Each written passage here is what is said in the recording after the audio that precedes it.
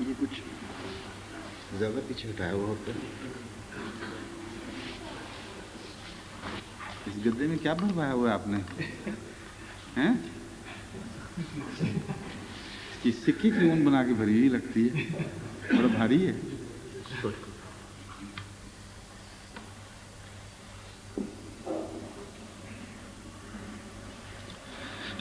السلام علیکم ورحمۃ اللہ.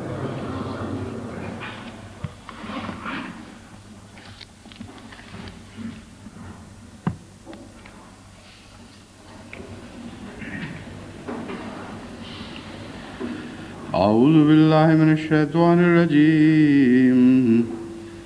بسم اللہ الرحمن الرحیم. وَكَأَيٍّ مِّن نَّبِيٍّ قَاتَلَ مَعَهُ رِبِّيُّونَ كَثِيرٌ فَمَا وَهَنُوا لِمَا أَصَابَهُمْ فِي سَبِيلِ اللَّهِ وَمَا ضَعُفُوا وَمَا اسْتَكَانُوا وَاللَّهُ يُحِبُّ الصَّابِرِينَ. وما كان قولهم إلا أن قالوا ربنا اغفر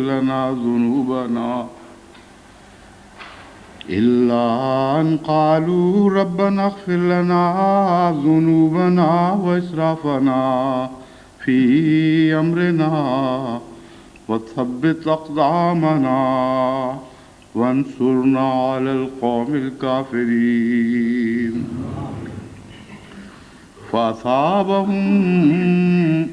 فأصابهم الله ثواب الدنيا وحسن ثواب الآخرة والله يحب المحسنين.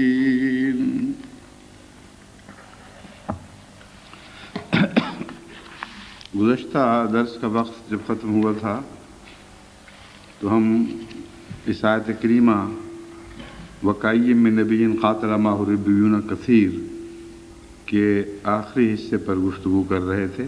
وَاللَّهُ يُحِبُّ الصَّابِرِينَ. اس ضمن میں کچھ مثالیں صبر کی میں نے بیان کی تھیں.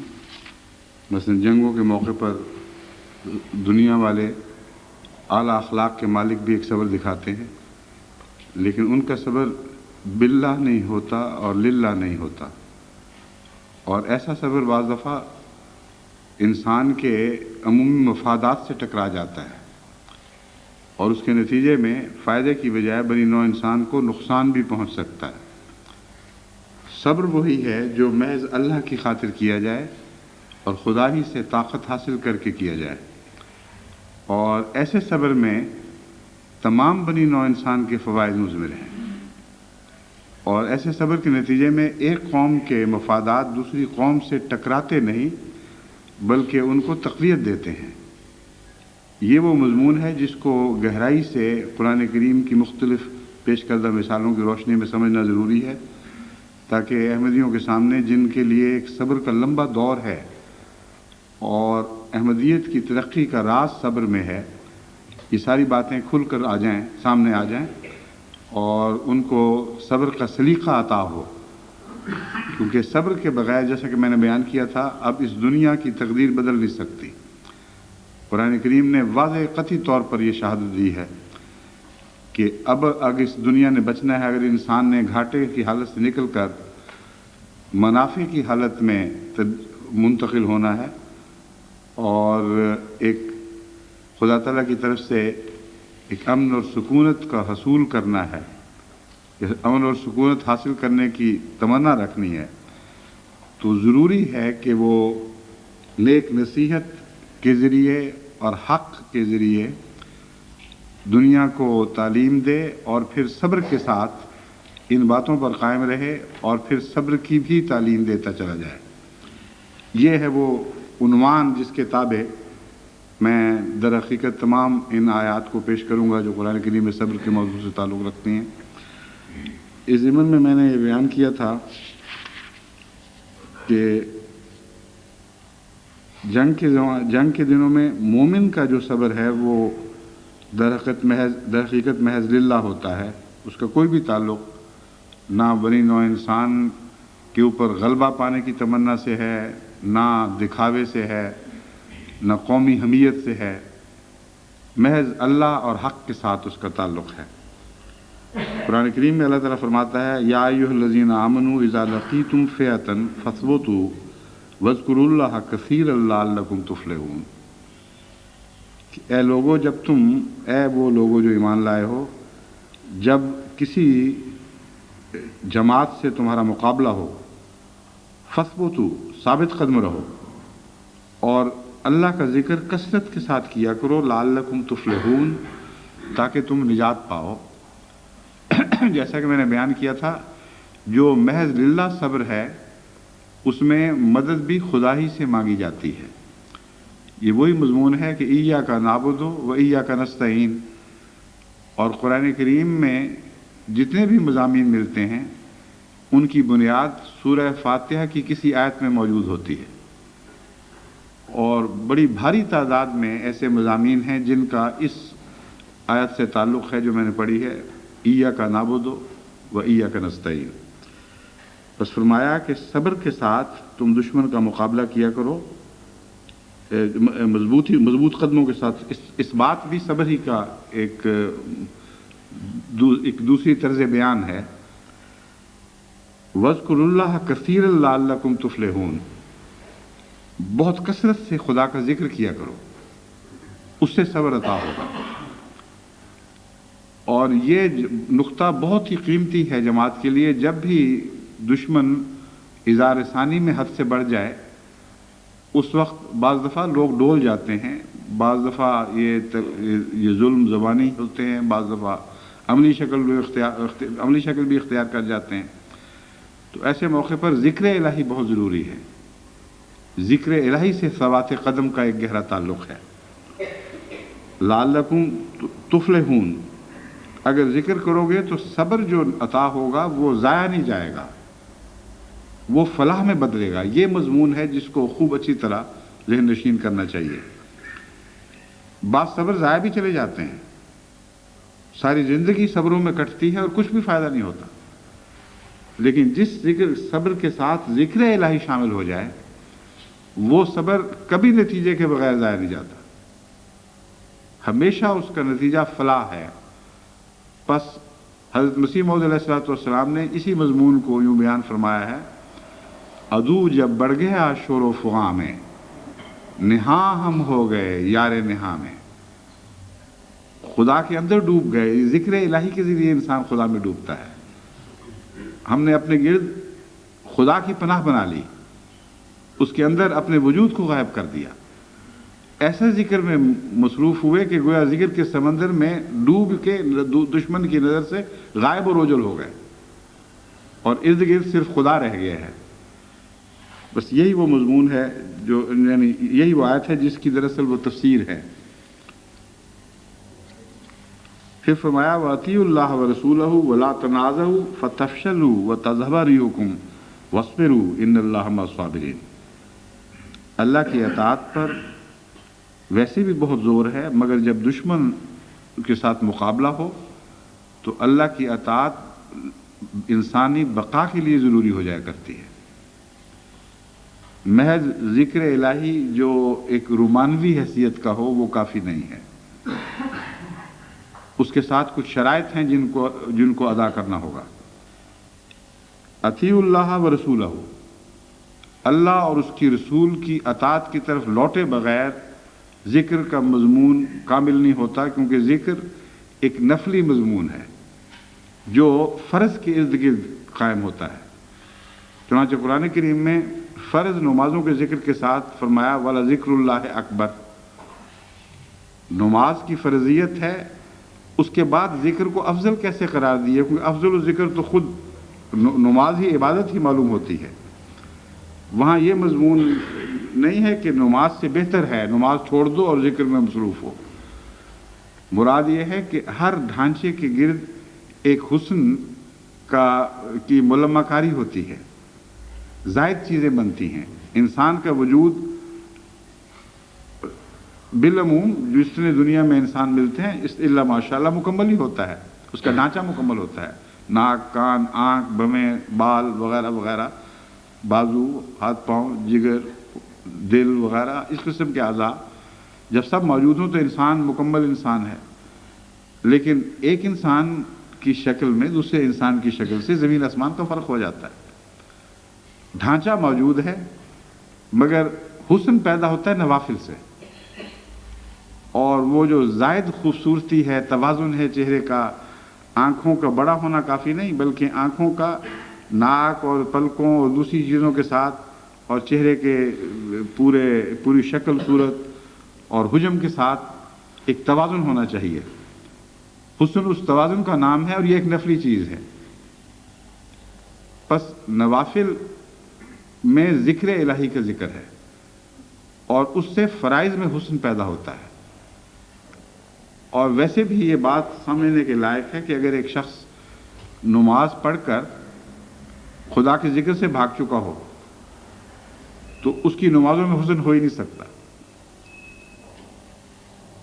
ایک اچھی چیز آپ کھائیں تو بعض دفعہ مدتوں اس کے تذکرے کرتے رہتے ہیں، اس کا مزہ لیتے رہتے ہیں منہ میں. مجھے یاد ہے ایک دفعہ وہاں میاں والی ایک میرے پرانے کالج کے دوست ہوا کرتے تھے، انہوں نے میری دعوت کی، بڑے خاص انداز کی میاں والی کی شان کی دعوت. وہ مختلف ڈش باری باری وقت پر آتے تھے. تو آخر جب کھانا ختم ہوا تو میں نے کہا ہاتھ پاس نہیں دھونے؟ میں نے کہا نہیں، ذرا شکبو لے لئیے. وہ اپنی زبان میں شکبو کا مطلب تھا کہ اب ہم یہاں بیٹھیں گے اور خوشبو لیں گے. جو کھا چکے ہیں پیٹ تو بھر گیا، اب اور نہیں کھا سکتے، مگر اس کی جو مہک باقی ہے، اس کا جو مزہ باقی ہے، وہ ہم ایک دم کلیاں کر کے کیسے مٹا دیں؟ تو جن کو واقعتاً ایک چیز میں لذت محسوس ہو وہ اس کی شکبو لیتے رہتے ہیں. بس وہاں ذکر الہی اگرچہ نفلی ہے لیکن ان معنوں میں اس کو فضیلت حاصل ہے کہ یہ نہ ہو تو تمہاری عبادت ہی بے حسن ہو جائے گی، حسن سے عاری ہو جائے گی. بس فرمایا کہ ذکر الہی تو کرو گے لیکن وہ فرائض تو ہوں جن کے اوپر ذکر الہی بنتا ہے. اس ڈھانچے کے بغیر ذکر الہی کیسے بنے گا؟ بس جب تمہارا دشمنوں سے مقابلہ ہو، شدت کے خطرات درپیش ہوں، ذکر الہی میں ڈوبو، لیکن یہ ڈوبنا اسی کو سجتا ہے جو فرائض کو ادا کر رہا ہو. اور ان فرائض میں فرمایا اطیعوا اللہ و رسولہ، یہ اولیت ہے. اس زمانے میں اطاعت سے باہر نہ جانا، کیونکہ اطاعت سے باہر جاؤ گے تو مار پڑے گی اور پناہ سے باہر نکل جاؤ گے. چنانچہ حضرت صلی اللہ علیہ وآلہ وسلم نے فرمایا الامام جنۃ، امام تو ڈھال ہوتا ہے، اور ڈھال تو ہر انسان کے پاس رہنی چاہیے، مگر ہر وقت تو نہیں ڈھال سامنے لے کے پھرتا. جب تیروں کی بوچھاڑ ہو رہی ہو، جب خطرات ہوں، اس وقت ڈھال پہ ہاتھ پڑتے ہیں. اس وقت انسان کو پتہ ہوتا ہے کہ ڈھال سے آگے میرا قدم گیا تو میں ہلاک ہو گیا. بس اس ڈھال کا ذکر فرمایا ہے. اطیع اللہ کہہ کے اطیع الرسولہ میں اس ڈھال کا ذکر فرمایا ہے. اللہ کی اطاعت کا مضمون تمہیں رسول اللہ کے حوالے، رسول اللہ صلی اللہ علیہ وآلہ وسلم کے حوالے کے بغیر سمجھ نہیں آ سکتی. اللہ کی اطاعت کا ایک ظاہری نشان یہ ہے کہ محمد رسول اللہ کے پیچھے ہو جاؤ. ایک قدم اپنے خیال میں، اپنے فعل اور عمل میں آگے نہ بڑھنے کی کوشش کرنا.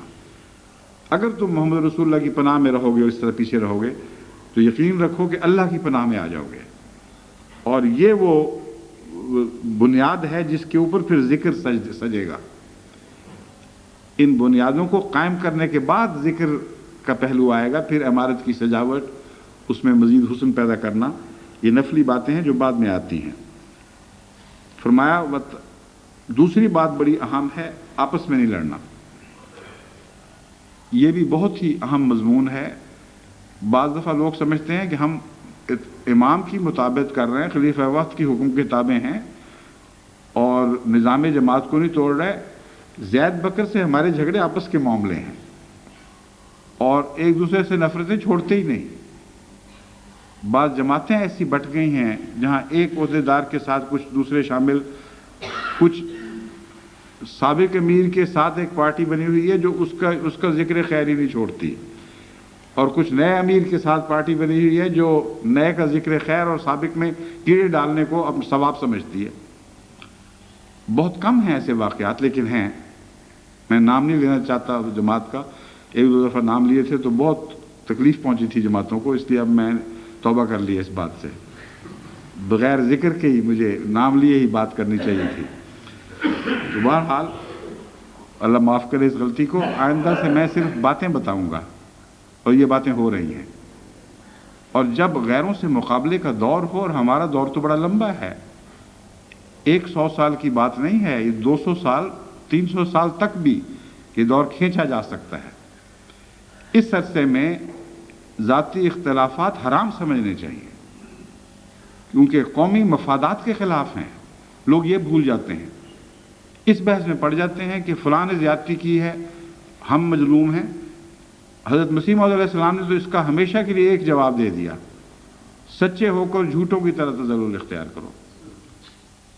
اس نقطۂ معرفت کے بغیر آپس میں صلح ہو ہی نہیں سکتی۔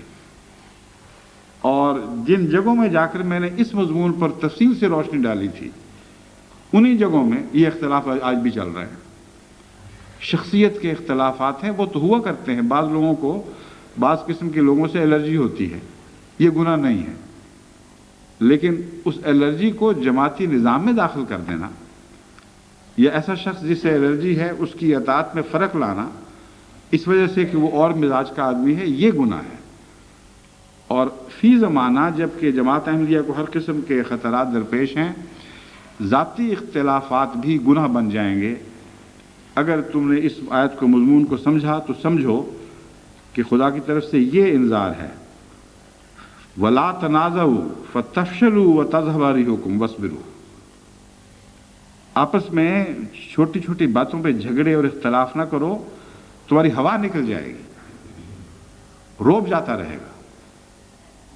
بعض جماعتوں پر بعض ابتلا آتے ہیں، میرے ذہن میں اس وقت ایک ایسی جماعت ہے جہاں مخالفوں نے شور ڈالا ہوا ہے، اور وہاں جماعت کے عہدیدار چھوٹی چھوٹی گھٹیا باتوں میں پڑے ہوئے ہیں، یہ نمبر بنا رہے ہیں کہ ہم نے زیادہ حکمت سے جوابی کارروائی کی، وہ کہتا ہے میں نے زیادہ حکمت سے جوابی کارروائی کی، کوئی کہتا ہے کہ یہ جو عہدیدار ہیں آپ کے مقرر کردہ، ان کو تو عقل ہی نہیں، یہ کر بیٹھے تھے اور ہم نے ہی جا کے یہ کام کیا۔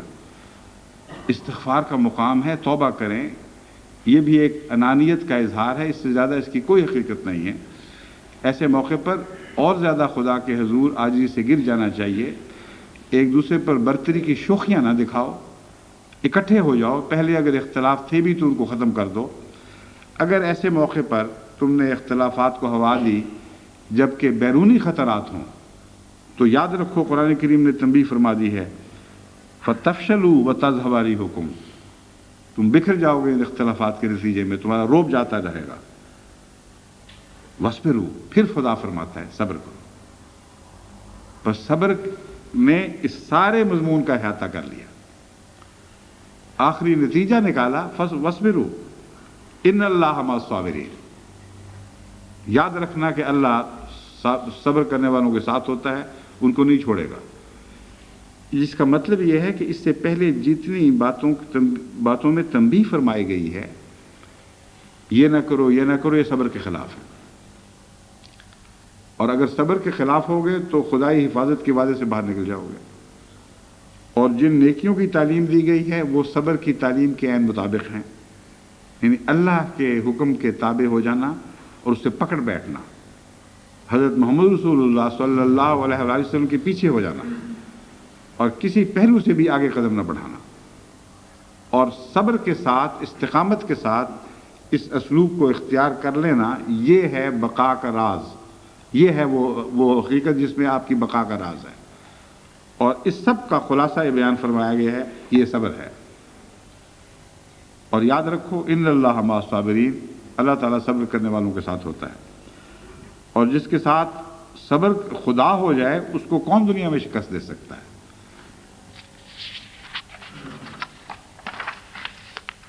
پھر جنگ کے دنوں میں پہنچنے والی تکلیفوں پر صبر کے ضمن میں، یعنی محض للہ، یہ سارے وہ صبر کے مضامین ہیں جو عام انسانی مضامین سے بالا سطح کے مضامین ہیں، جن میں خدا تعالیٰ کی ذات آپ کے کردار کو تشکیل دے رہی ہوتی ہے۔ وہ کردار ہے اصل کردار جس کے نتیجے میں دنیا قائم کی جا سکتی، دنیا میں نیکیاں قائم کی جا سکتی ہیں اور دنیا کی بقا کے سامان ہو سکتے ہیں۔ فرمایا یا ایھا الذین آمنوا استعینوا بالصبر والصلاۃ ان اللہ مع الصابرین، اے لوگو جو ایمان لائے ہو، صبر کے ساتھ خدا کی مدد مانگا کرو اور صلات کے ساتھ، یعنی جن دنوں میں تکلیفوں کے وقت ہوں عبادت بڑھ جانی چاہیے۔ پہلی آیت میں فرمایا تھا ذکر الہی سے طاقت حاصل کرنا، اور ساتھ ضمناً بیان فرما دیا کہ ذکر الہی کی بنیاد قائم نہیں ہوتی جب تک تو عبادت کا قائم نہ ہو۔ اب فرمایا ہے بنیادی طور پر عبادتوں میں بھی زیادہ زور مارو، اور پہلے اگر سستی دکھاتے تھے تو اب اس پر مضبوطی سے قائم ہو جاؤ، کسی قسم کی غفلت کو پاس نہ پھٹکنے دو، عبادت کا حق ادا کرو اور عبادت کے ذریعے مدد مانگو۔ خدا تعالیٰ اپنے عبادت کرنے والے بندوں پر خاص شفقت کی نگاہ رکھتا ہے اور عبادت کرنے والوں کو ضائع نہیں ہونے دیتا۔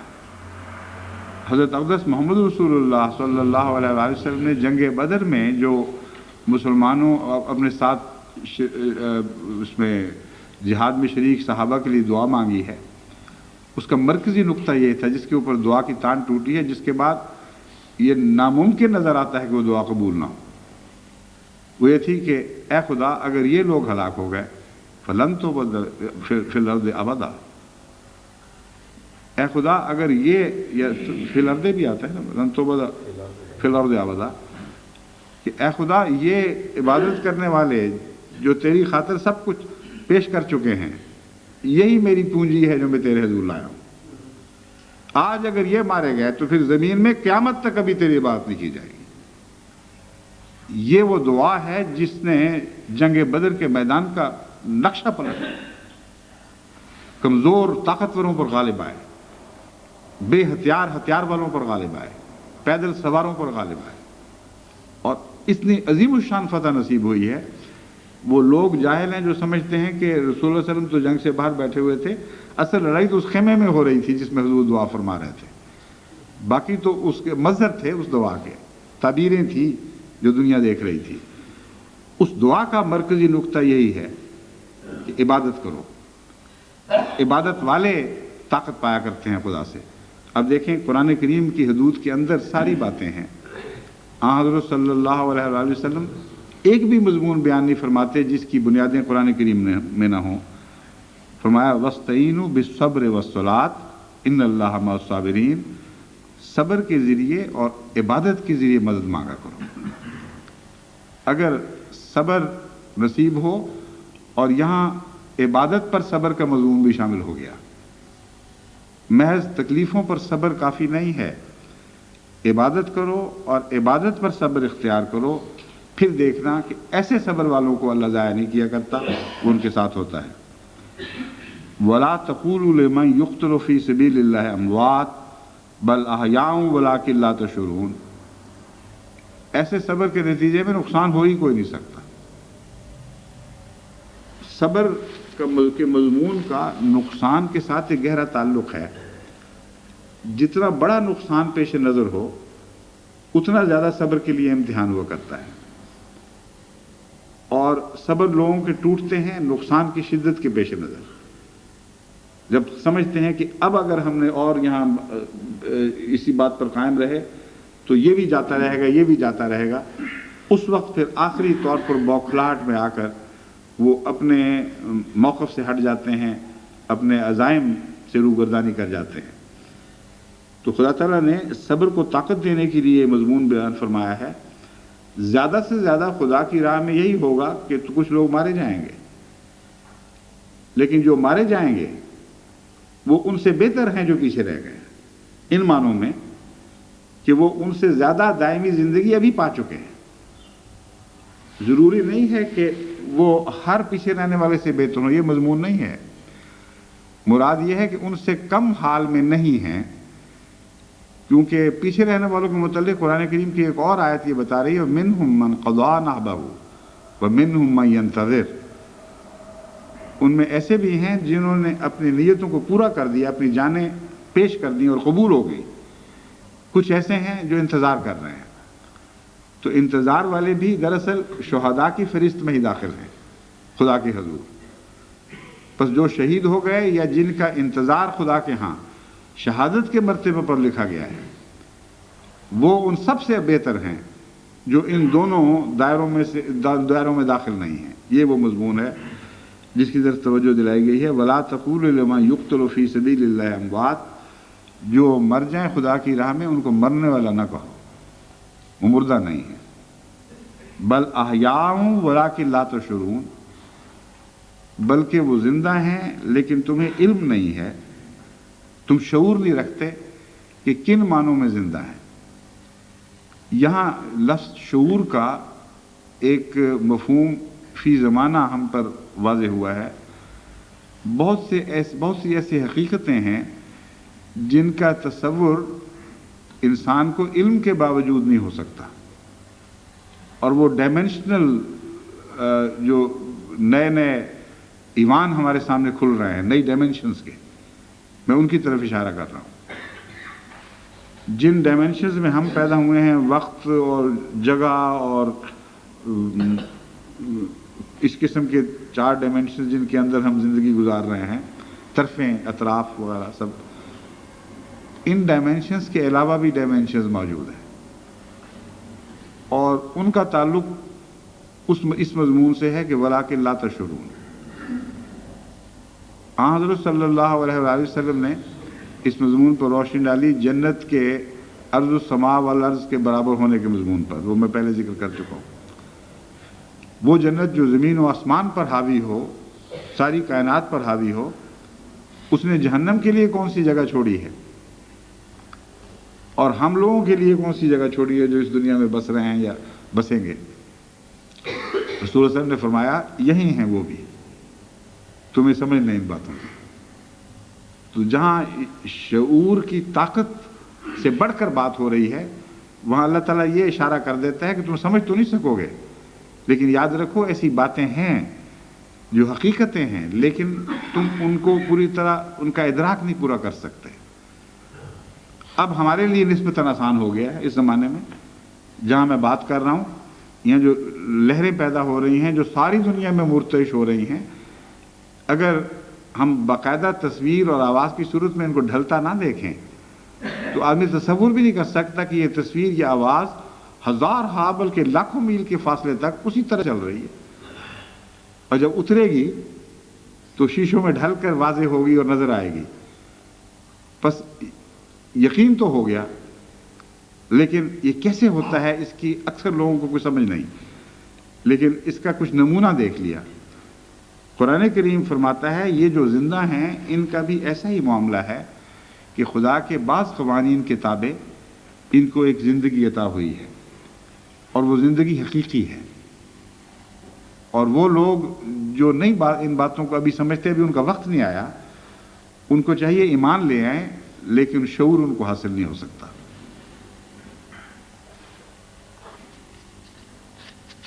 پھر فرمایا وَلَنَبْلُوَنَّكُمْ بِشَيْءٍ مِّنَ الْخَوْفِ وَالْجُوعِ وَنَقْصٍ مِّنَ الْأَمْوَالِ وَالْأَنفُسِ وَالثَّمَرَاتِ وَبَشِّرِ الصَّابِرِينَ. اور ہم تمہیں آزمائیں گے خوف سے بھی، بھوک سے بھی، اموال کے نقصان سے بھی، اور جانوں کے نقصان سے بھی، اور پھلوں کے نقصان سے بھی. وَبَشِّرِ الصَّابِرِينَ، اور صبر کرنے والوں کو خوشخبری دے دو. ایک نقصان کا پہلے ذکر چلا ہے جو ہو چکا ہے بظاہر.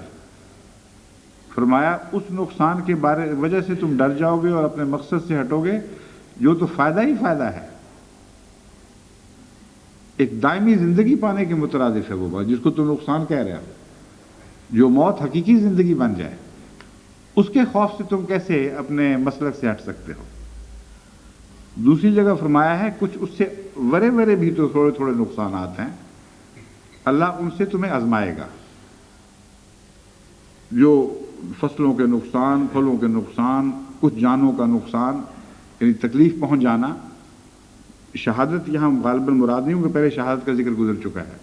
اس سے ورے جو جانوں کے نقصانات ہوتے ہیں، اموال وغیرہ کے، ان سب کے متعلق صابرین کو خوشخبری دے دے اے رسول اللہ کہ ان سب کے نتیجے میں تمہیں خدا بہتر جزا عطا فرمائے گا۔ الذین اذا اصابتهم مصیبۃ قالوا انا للہ و انا الیہ راجعون، یہ وہ لوگ ہیں جن کو جب کوئی مصیبت پہنچتی ہے تو ایک ہی بات کہتے ہیں ہر دفعہ، انا للہ و انا الیہ راجعون، ہم اللہ ہی کے ہیں، اللہ ہی کی طرف سے آئے تھے اور اسی کی طرف لوٹ کر جانا ہے، بالآخر ہم نے اپنے منبع کی طرف لوٹ جانا ہے۔ بس یہ چیزیں اگر ہم سے ہٹی ہیں تو کہاں گئی ہیں؟ مالک کی طرف گئی ہیں، اور ہماری تھی نہیں، یہ مضمون ہے۔ ہم بھی تو اسی کے ہیں، ہم نے کب یہاں ہمیشہ رہنا ہے؟ ہم بھی خدا ہی کی طرف لوٹیں گے۔ پس جب قانون قدرت بعض چیزوں کو سمیٹ لیتا ہے، یہ دراصل انا للہ و انا الیہ راجعون کی عملی تصویر ہے جو اب قانون قدرت کی صورت میں ابھرتے اور بنتے دیکھتے ہیں۔ ہر چیز مدر ارتھ کی طرف واپس لوٹ رہی ہے۔ یہ جو کل کائنات ہے یہ تو بڑا وسیع مضمون ہے، میں زمین کے حوالے سے آپ کو بتاتا ہوں۔ زمین کے ارد گرد ایسی لہریں، ایسی لیئرز بنی ہوئی ہیں، ایسے غلاف چڑھے ہوئے ہیں جو نہ صرف یہ کہ بیرونی نقصان سے آپ کو بچا رہے ہیں، بلکہ زمین کی طاقتوں کے ضائع ہو کر باہر نکل جانے سے کی راہ میں حائل ہیں، اور مجموعی زمین کی انرجی کو کنزرو کرنے میں ایک غیر معمولی اہمیت کا کردار ادا کر رہے ہیں۔ پس جو چیز لوٹتی ہے وہ خدا ہی کی طرف لوٹتی ہے، اپنے منبع کی طرف لوٹتی ہے۔ یہ قدرت میں بھی مضمون جاری و ساری ہے، اور جو لوٹتی ہے وہ ضائع نہیں ہوا کرتی، وہ پھر کسی اور شکل میں ابھرتی ہے۔ بس محفوظ ترین رجت وہی ہے جو اپنے منبع کی طرف لوٹنے کی صورت میں ظاہر ہو، اور قرآن کریم نے ہمیں یہ خبر دی کہ جب تمہیں کوئی نقصان پہنچا کرے تو یہ نہ سمجھا کرو کہ تم مالک تھے، تم سے چیز ہٹ کر کہیں اور گئی ہے۔ چیز وہاں گئی ہے جو مالک ہے، اور تم بھی اسی کی طرف جاؤ گے۔ اس لیے نقصان کے مضمون کا عرفان بتا کر، جس کو ہم نقصان کہتے ہیں، صبر کو تقویت دے دی گئی ہے۔ بس یہ سارا مضمون دراصل صبر کو تقویت دینے کے لیے بیان ہوا ہے، شروع سے آخر تک۔ کس طرح صبر کو طاقت دو گے؟ اگر یہ باتیں سوچو گے تو تمہارے صبر کو تقویت ملے گی، یہ باتیں کرو گے تو تمہارے صبر کو تقویت ملے گی، ان باتوں سے پرہیز کرو گے تو تمہیں صبر نصیب ہوگا۔ یہ مضمون ہے جو اس آیت میں تفصیل سے بیان ہوا، کسی قدر تفصیل سے بیان ہوا۔ بعض اور آیتوں میں اس کے بہت اور پہلو بیان ہوئے ہیں۔ صبر کا دفاع سے گہرا تعلق ہے۔ یہ مضمون جو چل رہا ہے کہ جنگوں میں صبر کرو، مصیبتوں میں، ابتلاؤں میں صبر کرو، دشمن کی طرف سے جو نقصان پہنچتے ہیں یا خطرات درپیش ہوتے ہیں صبر کرو، دراصل صبر کا دفاع سے ایک گہرا تعلق ہے۔ قرآن کریم نے اس مضمون کو یوں بیان فرمایا، یا یعنی عام حالات میں بھی، صرف جنگ کے دوران نہیں، جب امن کے حالات ہوں اس وقت بھی صبر کی پناہ میں رہنا، یہ مضمون بیان ہوا ہے۔ اس مضمون کو اپنے نقطہ معراج کی طرف بڑھایا گیا ہے۔ قرآن کریم کی تعلیم کا اس پہلو سے جب آپ دیگر تعلیموں سے موازنہ کریں تو قرآن کریم کی تعلیم کا عشر اشیر بھی کہیں آپ کو دکھائی نہیں دے گا۔ لوگ کہتے ہیں، قرآن کریم فرماتا ہے کہ 3 آیتوں کی مثال لاؤ، 10 کی لاؤ، اتنوں کی لاؤ، وہ مضمون سمجھتے نہیں ہیں، ورنہ تو اس قسم کی آیتیں بنانے والے کئی پیدا ہوئے تھے، اپنی طرف سے انہوں نے بنائی بھی تھیں، لیکن قرآن کریم کی تعلیم میں ڈوب کر جب آپ آیتوں پر غور کرتے ہیں تو اس کی کوئی مثال دنیا میں کہیں دکھائی نہیں دیتی۔ صبر کے مضمون اب آگے بڑھ رہا ہے، آپ اور اس درس پہ تو ختم نہیں ہو سکے گا، آپ کو صبر کرنا پڑے گا اگلے سال تک۔ تو پھر آپ دیکھیں گے کہ تمام دنیا کے اہل علم کو آپ چیلنج کر سکتے ہیں، نکالو صبر کی تعلیم اپنی اپنی کتابوں سے اور دکھاؤ قرآن کریم کا مقابلہ کر، کوئی ہو تو سامنے آئے نا، کوئی ایسا نہیں ہے کہیں دنیا میں ایسی عظیم الشان، ایسی کامل، اتنی حسین تعلیم صبر کی نہیں ملتی جیسے قرآن کریم میں ملتی ہے۔ اب دیکھیں امن کی حالت میں صبر اور دفاع کا اس کے ساتھ تعلق۔ فرماتا ہے یا ایھا الذین آمنوا اصبروا وصابروا ورابطوا واتقوا اللہ لعلکم تفلحون، کہ اے ایمان لانے والو صبر کرو، وصابروا، اور صبر میں ایک دوسرے سے مقابلہ کیا کرو اور دشمنوں سے بھی مقابلہ کیا کرو، کیونکہ اگر صبر نے بالآخر جتانا ہے تو آپس میں بھی ایک دوسرے پر سبقت لے جانے کا مضمون جاری ہو جائے تو صبر میں شان پیدا ہوگی، بڑھے گا صبر۔ یہ ایک بہت ہی اہم مضمون ہے جس کو خصوصیت سے آج کل تیسری دنیا کی قوموں نے بھلا کر اپنی بہت سی عزتیں کھو دی ہیں۔ صابرو کو اندرونی طور پر اگر دیکھا جائے کہ آپس میں مقابلہ کیا کرو تو پتہ چلے گا کہ بہت سی انسانی صلاحیتیں ایک دوسرے سے بڑھنے کی کوشش کے نتیجے میں ابھرتی ہیں۔ اب دنیا میں کھیلوں کے میدان پر بڑی بڑی امیر قوموں کا قبضہ ہے، مغربی قوموں کا قبضہ ہے، جن کی تعداد ان مشرقی قوموں کے مقابلے پر بہت ہی تھوڑی ہے، جو ہر کھیل کے عملاً ہر کھیل کے میدان میں ان سے پیچھے ہیں۔ گولڈ میڈلز کی فہرست پڑھیں تو ایک ایشیائی کو شرم سے غرق ہو جانا پڑے گا کہ وہ اس کو بھی خدا نے صلاحیتیں دی ہیں، جسم دیے ہیں، آنکھ، کان، ناک، اعضاء سب کچھ وہی ہیں، بعض دفعہ زیادہ طاقتور جسم بھی عطا ہوئے ہیں بظاہر، لیکن ہر مقابلے کے میدان میں پیچھے ہیں۔ وجہ کیا ہے؟ وجہ یہ ہے کہ مقابلے کا انتظام موجود نہیں ہے۔ یہاں قوموں کی تعداد کی بحث نہیں ہے، یہاں یہ بحث ہے کہ کتنے لوگ حصہ لے رہے ہیں مقابلوں میں۔ اب فٹ بال کو دیکھ لیں، انگلستان کی آبادی پاکستان سے کم، ہندوستان سے اور پاکستان سے تو بہت ہی کم، اور سارے ایشیا کو ملا لیں تو کوئی حیثیت ہی نہیں رہ جاتی۔ لیکن کون سی ایشین ٹیم ہے جو انگلستان کی ٹیم کو شکست دے سکتی ہے فٹ بال میں؟ وجہ یہ ہے کہ سارے ایشیا میں جتنا فٹ بال کھیلا جاتا ہے اور آپس میں مقابلے کروائے جاتے ہیں، مقابلے کی روح کے ساتھ کھیلا جاتا ہے، اس سے کئی گنا زیادہ انگلستان کی تھوڑی آبادی میں مقابلے کی روح کے ساتھ کھیلا جا رہا ہے۔ اگر مقابلے کرو گے تو تمہاری صلاحیتیں سیکل ہوں گی، اگر مقابلے نہ کرو گے، نہ کرواؤ گے تو صلاحیتیں تمہاری کیسے چمکیں گی؟ تو اپنی صلاحیتوں کو عروج تک پہنچانے کے لیے قرآن کریم یہ بتا رہا ہے کہ مقابلے کرنا اور صبر میں بھی مقابلے کرنا، ورنہ تمہیں صبر کی مشق نہیں رہے گی، صبر کی عادت نہیں رہے گی۔ اور دوسرا، دشمن کے مقابلے پر بھی صبر کرنا، صبر میں دشمن سے مقابلہ کرنا، اس کو صبر میں اپنے سے آگے نہ جانے دینا۔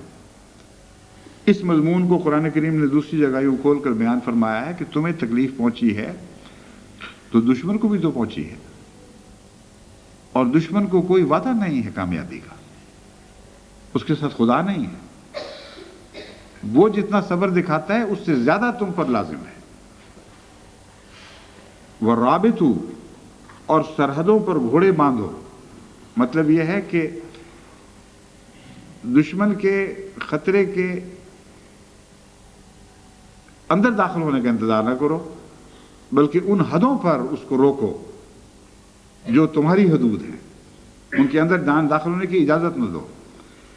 اس مضمون کا صبر سے تعلق ہے۔ آگے قرآن کریم کی آیتیں اس کو خوب کھولتی ہیں۔ وَاتَّقُوا اللَّهَ لَعَلَّكُمْ تُفْلِحُونَ، اور تقوی اختیار کرو تب تمہیں فلاح نصیب ہوگی۔ اب صبر اور صابرو اور رابطو اور تقوی کا ایک تعلق آپس میں باندھا گیا ہے، اس کو مزید سمجھنا چاہیے یہ کیا تعلق ہے۔ سورہ ابراہیم آیت 13 میں ہے وَمَا لَنَا أَلَّا نَتَوَكَّلَ عَلَى اللَّهِ وَقَدْ هَدَانَا سُبُلَنَا، ہم کوئی سر پھرے ہیں، کیا ہو گیا ہمیں، ہم پاگل تو نہیں ہو گئے کہ اللہ پہ توکل نہ کریں۔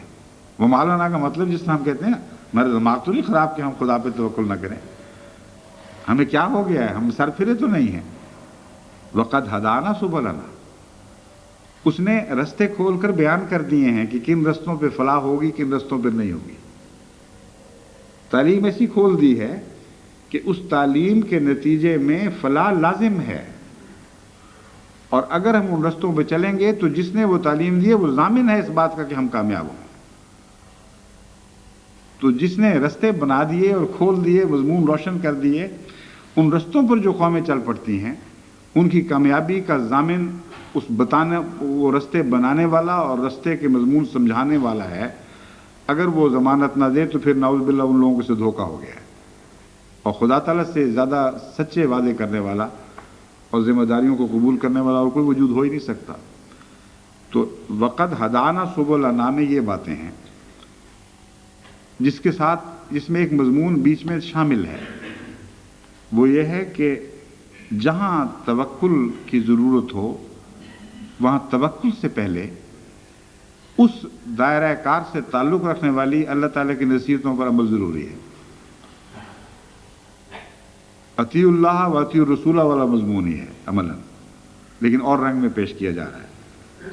فرمایا جو رستے خدا نے اس مضمون میں ہمارے لیے بنا دیے، کھلے کر دیے، روشن کر دیے، سمجھا دیے، کوئی شک کی گنجائش باقی نہیں چھوڑی، یہ کافی نہیں.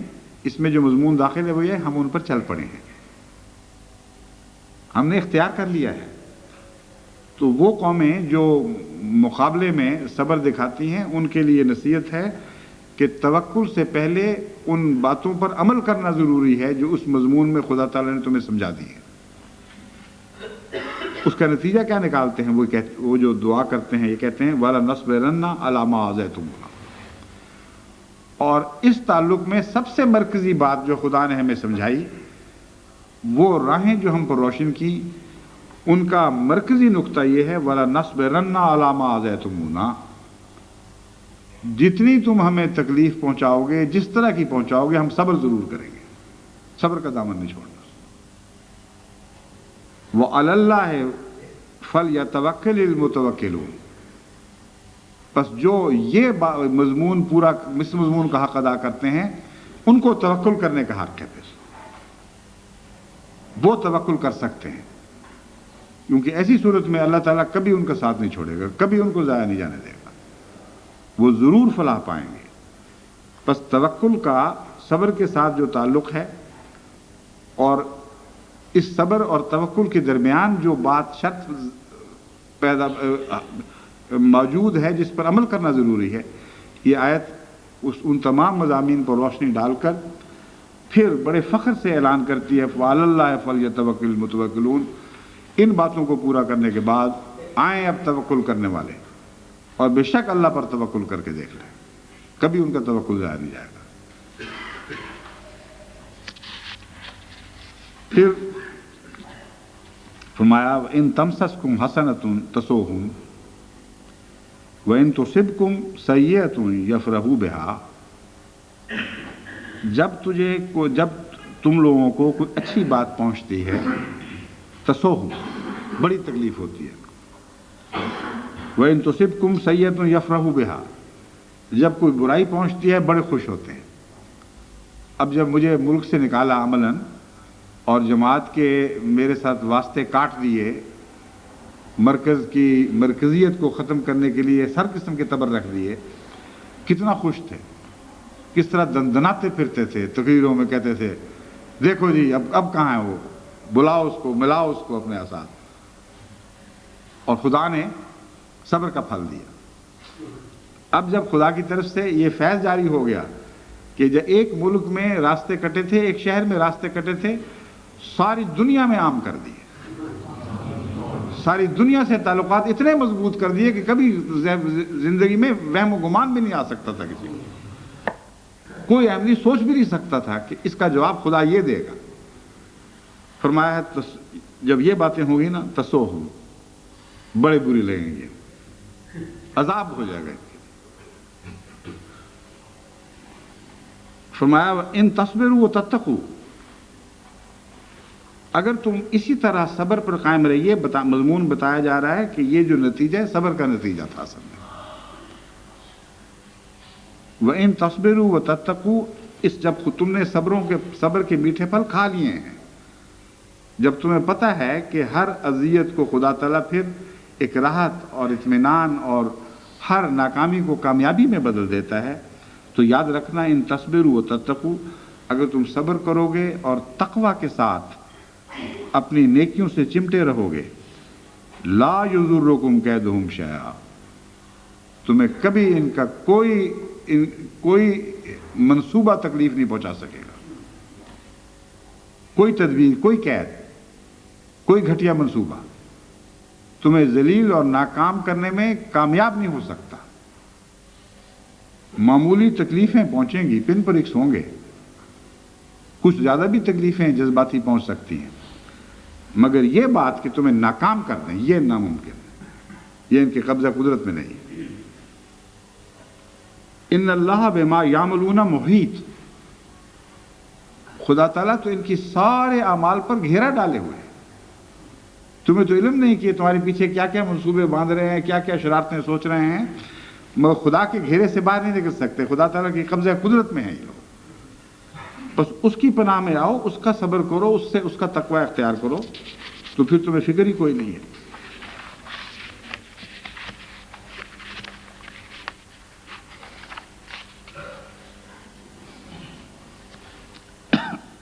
اب حضرت اقدس محمد رسول اللہ صلی اللہ علیہ وسلم کے صبر و ثبات کی مثالیں جنگ میں مخالفت کے دوران بڑی کثرت سے ملتی ہیں، جن سے پتہ چلتا ہے کہ صبر کے ہر میدان میں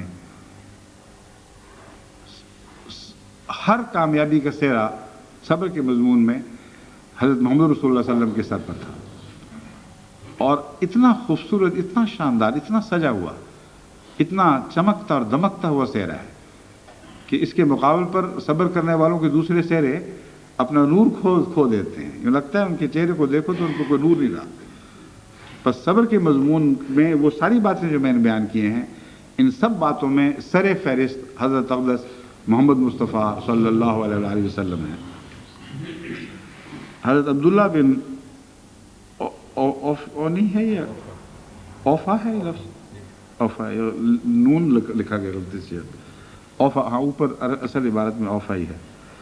حضرت عبداللہ بن اوفا رضی اللہ تعالیٰ عنہ بیان کرتے ہیں کہ حضرت صلی اللہ علیہ وآلہ وسلم نے ان دنوں میں جب کہ آپ کو ایک دشمن سے جنگ لڑنا تھی، سورج ڈھلنے کا انتظار کیا اور پھر آپ کھڑے ہوئے اور بطور نصیحت فرمایا، اے لوگو، دشمن سے مٹھ بھیڑ کی آرزو نہ کرو، اللہ تعالیٰ سے خیر و عافیت کی دعا مانگو، لیکن جب تم کو دشمن کا مقابلہ کرنا ہی پڑے تو صبر کا مظاہرہ کرو۔ یہاں حضرت صلی اللہ علیہ وآلہ وسلم نے صبر کے مضمون پر ایک بہت ہی عمدہ نقطہ پیش فرمایا ہے جس کو یاد رکھنا چاہیے۔ صبر کا یہ مطلب نہیں ہے کہ انسان ایسے مواقع کی طلب کرے جہاں اس کا صبر آزمایا جائے، طلب کی اجازت نہیں ہے۔ جب خدا کی راہ میں وہ مواقع آ پڑے تو پھر صبر کرو۔ یہ ویسا ہی ہے جیسے ایک صحابی نے دعا کر کے اپنے اوپر مصیبت ڈال دی تھی، موت کے منہ میں چلے گئے تھے، رسول اللہ صلی اللہ علیہ وسلم کی دعا سے پھر باہر نکلے۔ تو صبر کا میں یاد رکھیں کہ ایسے مواقع کی طلب کرنا جائز نہیں ہے، مناسب نہیں ہے۔ ایسے ہی لوگوں کے متعلق آتا ہے کہ پہلے تو تم بڑی موت کی تمنا کیا کرتے تھے، اب موت سامنے کھڑی ہے، وَأَنْتُمْ تَنْظُرُونَ، تم دیکھتے رہ گئے ہو، اب کیوں تمہاری قوتیں مسلوب ہوتی ہوئی دکھائی دے رہی ہیں۔ اس لیے یہ مضمون بیان کرنے کے بعد فرمایا، جب دشمن سے مٹھ بھیڑ کی آرزو نہ کرو، لیکن جب آ جائے مقابلہ پھر صبر کرو اور جان لو کہ جنت تلواروں کے سائے تلے ہے۔ اس مضمون پر روشنی پڑتی ہے حضرت اقدس محمد رسول اللہ صلی اللہ علیہ وسلم کی غزوات میں شرکت کے دوران اور دوسری تکلیفوں کے دوران۔ یہ بہت ہی وسیع مضمون ہے۔ ایک مثال تو آپ کے سامنے ہے غزوہ احد کی، جس کے ضمن میں یہ آیات نازل ہوئیں اور جن کا تذکرہ بطور خاص ان آیات میں ملتا ہے۔ شان نزول تو وہ ہوگی، لیکن اس کا مطلب یہ نہیں کہ مضمون محدود ہو گئے ہیں۔ وہاں جنگ احد کے حوالے سے بعض مضامین سمجھنے میں مدد ملتی ہے، لیکن یہ آیات ابدی اور ازلی ہیں، اور ہر ملتے جلتے مضمون پر بھی صادق آتی چلی جائیں گی، یہ ختم نہیں ہو گئی جنگ احد کے ساتھ۔ اس حوالے کے ساتھ میں بتاتا ہوں کہ اس تنبیہ کے بعد میں بتاتا ہوں کہ جنگ احد میں جیسا صبر حضرت محمد رسول اللہ صلی اللہ علیہ وسلم نے دکھایا ہے اس کی کوئی مثال کسی اور صحابی کی شکل کی ذات میں بھی آپ کو دکھائی نہیں دیتی. اور اس کے بہت پہلو ہیں جو بعض ان میں سے بولتے ہوئے پہلو ہیں، بعض خاموش پہلو ہیں. عموماً بولتے ہوئے پہلوؤں کا تو ذکر کر دیا ہے لوگوں نے، لیکن خاموش پہلوؤں کا ذکر نہیں کیا. مثلا جنگ احد میں جب آپ اکیلے رہے ہیں اور کھڑے رہے ہیں اور آپ نے صحابہ کو بلایا اور بہت سے صحابہ جن کی کانوں میں آواز نہیں پڑی وہ دوڑتے چلے گئے، پاؤں اکھڑ گئے تھے، اور جن کے کانوں میں آواز پڑی انہوں نے مڑنے کی بھی کوشش کی. لیکن اگر قرآن کریم یہ واقعہ بیان نہ کرتا تو رسول اللہ صلی اللہ علیہ وسلم نے خود کوئی شکایت نہیں کی. ایک بھی حدیث میرے علم میں نہیں آئی. میں نے بہت غور کر کے دیکھا ہے، اگر کوئی ہے تو مجھے کو بتایا جائے. میں یہ دعویٰ نہیں کرتا کہ سب حدیثوں پر نظر ہے، مگر اب تک میرے علم میں ایک بھی حدیث نہیں آئی کہ اگر یہ آیت نازل نہ ہوتی تو ہم یہ کہہ سکتے کہ رسول اللہ صلی اللہ علیہ وسلم نے شکوہ کیا تھا تم وہ لوگ ہو جو مجھے چھوڑ کے بھاگ رہے تھے، بلکہ جن کو تانا دیا ان کی حفاظت فرمائی، جن کو شرمندہ کیا گیا ساتھیوں کی طرف سے ان کے حق میں وہاں حضور صلی اللہ علیہ وسلم نے گفتگو فرمائی ہے، لیکن اپنی طرف سے کوئی شکوہ نہیں کیا. اللہ تعالیٰ کی ذات سے کوئی شکوہ نہیں ہے. یہ خدا تعالیٰ فرماتا ہے کہ اگر محمد رسول اللہ قتل بھی ہو جاتے تو تمہیں حق نہیں تھا، لیکن یہ مطلب نہیں ہے کہ قتل ہونے دینا تھا. ساتھ ہی کچھ دیر کے بعد بتا دیتا ہے اس سے تو میرا وعدہ تھا، اذن کے بغیر جا کیسے سکتا تھا. لیکن جہاں تک انسانی نقطہ نگاہ ہے، جہاں جس زاویے سے لوگ دیکھتے ہیں اس زاویے سے بیان کیا گیا ہے کہ انبیاء قتل ہوئے ہیں، تمہیں قتل کے نتیجے میں دین سے پھرنے کا حق نہیں تھا. یہ خدا تعالیٰ نے ہم پر روشن فرمایا ہے، مگر رسول اللہ صلی اللہ علیہ وسلم کی طرف سے یہ شکوہ نہیں ملتا. اے خدا تو نے مجھ سے وعدہ کیا تھا میں تیرے ساتھ ہوں، اب تو نے مجھے کیوں چھوڑ دیا ہے. حضرت عیسیٰ علیہ السلام کی ہمارے دل میں بڑی عزت ہے، کوئی شک ہی نہیں. انبیاء میں بڑے اولو العزم انبیاء میں سے ایک بڑے شان کے نبی تھے، اور ان کی سب سے بڑی شان یہ ہے کہ خدا تعالیٰ نے امت محمدیہ میں آنے والے کو کوئی اور لقب نہیں دیا سوائے مسیح کے، اور دوسرے لقب جو ہیں وہ دیے گئے ہیں اذ الرسول اقتت کی شکل میں، لیکن اور طرح پردے میں ڈھانپ کر دیے گئے ہیں. لیکن نمایاں کر کے اگر کسی کو کوئی شان عطا کی گئی ہے تو غلام محمد کو مسیح کہہ کر اس کی عزت افزائی فرمائی گئی ہے. حضرت مسیح موعود علیہ السلام نے اس مضمون کو بیان فرمایا ہے کہ دیکھو برتر گمان و وہم سے احمد کی شان ہے، جس کا غلام دیکھو مسیح زمان ہے. بس یہ تو ایک محبت کرنے والا کا دعویٰ ہی ہے نا. دیکھنا یہ ہے کہ واقعتاً جب موازنہ کر کے دیکھتے ہیں تو کہاں کہاں حضرت رسول اللہ صلی اللہ علیہ وسلم کی شان مسیح کی شان سے نمایاں طور پر برتر دکھائی دیتی ہے. جب صلیب کے واقعہ پر آپ غور کرتے ہیں تو آخری آواز جو مسیح کی سنائی دیتی ہے وہ ہے ایلی ایلی لما شبقتانی. اے خدا تو نے تو وعدے کیے تھے، میں نے دعائیں کی، میں نے ساری رات گریہ آزاری کی، اپنے ساتھیوں کو جگایا، تیری رحمت کی کا طلبگار ہوا، اور تو نے وعدے کر دیے تھے. یہ مضمون شامل ہے اس میں، ورنہ لما شبقتانی کے شکوہ ہو ہی نہیں سکتا. اب تو کہاں ہے، کیوں مجھے چھوڑ دیا ہے. محمد رسول اللہ صلی اللہ علیہ وسلم بھی وعدے کیے گئے تھے، مگر اشارتاً یا کنایتاً بھی خدا تعالیٰ کے حضور محمد رسول اللہ نے کوئی شکوہ نہیں کیا. ہر چیز کو قبول کرنے کے لیے تیار بیٹھے تھے. یہ بات خدا کے سپرد کر دی کہ تو بہتر جانتا ہے ان وعدوں کا کیا مطلب تھا، ان کا کیا مطلب ہے. میں تو جان دینے کے لیے حاضر ہوا تھا، اگر قبول بھی ہو جاتا تو شکوہ کا کوئی سوال نہیں.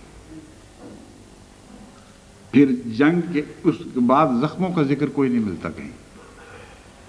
رسول اللہ صلی اللہ علیہ وسلم کی طرف سے صحابہ بتاتے ہیں کہ آپ کو یہ چوٹ لگی، یہ ہوا، وہ ہوا. آپ ایک معمولی سے کسی جھگڑے میں ملوث ہو جائیں، کہیں دو چار مکے کسی کو پڑ جائیں تو گھر آ کے کس شان سے بتاتا ہے کہ دیکھو مجھے یہ لگی چوٹ، مجھے یہ چوٹ لگی، یا تکلیفیں پہنچی ہوں کسی اور وجہ سے، حادثے کی وجہ سے، تو آدمی کہتا ہے کہ دیکھو میں نے کیسا صبر کیا، کیسی کیسی سخت تکلیفیں دی۔ خدا کی راہ میں اٹھائی ہوئی تکلیفوں کا حضرت محمد رسول اللہ صلی اللہ علیہ وسلم کے ہاں کوئی ذکر شکوے کے رنگ میں نہیں ملتا۔ یہ ہے صبر کا اعلیٰ ترین مقام۔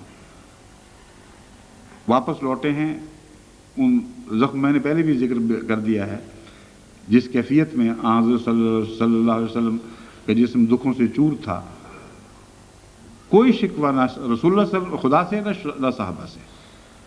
یہ ہے صبر کا اعلیٰ مقام، جس پر محمد رسول اللہ سے بڑھ کر اور کوئی شخص کبھی فائز نہیں ہو سکتا تھا، نہ ہوا ہے۔ اور یہ ہے وہ الا ذو حظ عظیم کا مضمون جو رسول اللہ صلی اللہ علیہ وسلم کی سیرت سے روشن تر ہوتا چلا جاتا ہے، سیرت پر غور کرنے سے روشن تر ہوتا چلا جاتا ہے۔ پھر جنگ حنین کے موقع پر جب اس قدر شدت کے ساتھ ریلا ہوا ہے دشمن کا کہ سارے میدان چھوڑ کے بھاگ رہے تھے، صرف چند غلام رسول اللہ صلی اللہ علیہ وسلم کے ساتھ تھے، اس موقع پر دیکھنا یہ ہے کہ وہاں مجبوراً کھڑے تھے۔ یہ کیا بات تھی، کیوں کھڑے تھے؟ اور اس امید پر کھڑے تھے کہ کچھ نہیں، دشمن کو پتہ بھی نہیں لگے گا میں کہاں ہوں، یہ بات نہیں ہے۔ اعلان کرتے ہیں، جب تمام ساتھی چھوڑ کر بھاگے جا رہے ہیں، چند ایک کو توفیق ہے جو ساتھ کھڑے ہیں، جبکہ دفاع بظاہر ناممکن ہو جاتا ہے۔ اگر دشمن کی توجہ آپ کی طرف پلٹے اور دشمن یورش کرے تو ان چند آدمیوں کے ساتھ کیسے دفاع ممکن تھا؟ اس وقت اپنی سواری کو ایڑ لگاتے ہوئے فرماتے ہیں انا النبی لا کذب انا ابن عبد المطلب۔ دو ہی پہچانیں تھیں جن کو کفار سمجھ سکتے تھے، دونوں بیان کر دی تاکہ کوئی شبہ کی بات باقی نہ رہے۔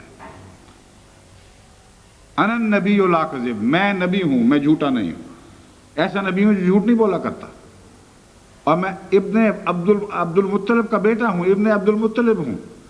اگر میری شخصی پہچان چاہیے تو یہ ہے، میرے مرتبے کی پہچان چاہیے تو یہ ہے، آؤ آپ بے شک میری طرف آؤ۔ اور یہ ایک اور بھی اس میں بڑا لطیف مضمون ہے جس کی طرف نظر پڑتی ہے جو دل اشش کر اٹھتا ہے۔ بعض دفعہ ایک شخص کے پیچھے جب دشمن پڑا ہو تو اس کی توجہ بٹانے کے لیے بھی ایک اور طرف سے آواز آتی ہے کہ میں بھی ہوں، ادھر آؤ۔ چنانچہ میں نے جب دیکھا بل فائٹ دیکھی اسپین میں، تو پہلی دفعہ میں نے یہ نظارہ اپنی آنکھوں سے اس طرح دیکھا کہ جب ایک بل فائٹر جو وحشی بیل سے لڑ رہا ہوتا ہے اس کو خطرہ درپیش ہو اور وہ پچھاڑ کھا جائے یا کسی وجہ سے اس وحشی بیل کی زد میں آ جائے، تو اچانک چاروں طرف سے لوگ نکل کر شور ڈال کر اور کپڑے ہلا ہلا کر اس بل کی توجہ اپنی طرف کرتے ہیں، اور جب وہ وحشی بیل ان کو چھوڑ کر ان کی طرف لپکتا ہے تو پھر چھلانگیں مار مار کے پناہ میں چلے جاتے ہیں۔ ان کی یہ بہادری نہیں ہے، وہ جانتے ہیں کہ ہمیں تو بہرحال نقصان نہیں پہنچا سکتا، لیکن اس کو نقصان سے بچانے کے لیے ایک طریق ہے۔ بس حضرت محمد رسول اللہ صلی اللہ علیہ وسلم نے اس موقع پر لوگوں کے لیے اپنے آپ کو فدا کرنے کا نمونہ پیش کیا۔ یہ مضمون نہیں کہ غلام بچا رہے تھے آپ کو، یہ بتایا تھا کہ محمد رسول اللہ میں تمہارا اتقاء ہے، محمد رسول اللہ تمہاری ڈھال ہے، اور اس کی یہ تفسیر آپ نے عملاً پیش فرمائی کہ انا النبی لا کذب انا ابن عبد المطلب، میں نبی ہوں، میں جھوٹا نہیں ہوں۔ عبد المطلب میرے پیچھے پڑے ہوئے ہو تو میری طرف آؤ، میرے غلاموں کو پیچھے کیوں جا رہے ہو، چھوڑو ان کو اور میری طرف آؤ۔ یہ ہے صبر کا، جنگ کے میدان میں صبر کا انتہائی مقام۔ اس سے اوپر دنیا میں کبھی کوئی فائز ہوا ہو تو مجھے لا کے دکھاؤ، اس کا ذکر کتابوں سے نکال کے دکھاؤ۔ کس عظیم عظمت کا آقا ہے۔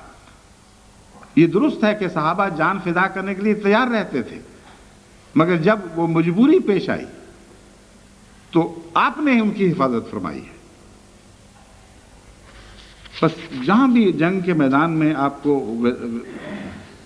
دیکھیں گے، اگر گہرائی سے مطالعہ کریں گے تو جو خاموش کردار ہے وہاں بہت زیادہ گہرے اور حسین اور عظیم الشان موتی اور جواہر آپ کو دکھائی دیں گے۔ عام طور پر سیرت کا مطالعہ بیان کرنے والوں کے حوالے سے کیا جاتا ہے، مجھے تو اس میں کوئی خاص مزہ نہیں آتا۔ ایک دیکھنے والے نے دیکھا، ایک بات کو بیان کر دیا، ہو سکتا ہے اس سے ہزاروں گنا زیادہ اور بھی باتیں ہوئی ہوں، اس کی نظر ہی نہ پڑی ہو، مگر رسول اللہ علیہ وسلم کے کردار کا گہرائی میں ڈوب کر قرآن کے بیان کردہ کردار کی روشنی میں جب مطالعہ کرتے ہیں تو جہاں آپ خاموش ہیں وہاں سب سے زیادہ حسین سیرت کا پہلو دکھائی دیتا ہے، اور جہاں بولتے ہیں خود وہاں پہ حسن بولتا ہے، وہ آواز دیتا ہے کہ ہے کوئی مجھ سا، یہ نہیں کہتا کہ ہے کوئی مجھ سا، لیکن عملاً گویا کہ وہ ایسا حسین کلام ہوتا ہے کہ گویا یہ کہہ رہے ہیں کہ مجھ جیسا ہے تو لا کے تو دکھاؤ، جس طرح کہ یہ فرمایا لا انا النبی لا کذب انا ابن عبد المطلب۔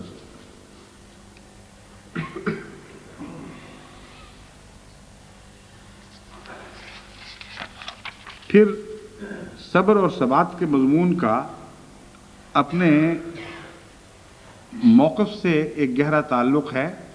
میں نے بیان کیا ہے کہ صبر کرنے والے خطرات کی طلب نہیں کرتے، لیکن اس کا یہ مطلب نہیں ہے کہ جہاں موقف سے تعلق کے نتیجے میں خطرات درپیش ہوں وہاں موقف میں کوئی نرمی دکھاتے ہیں۔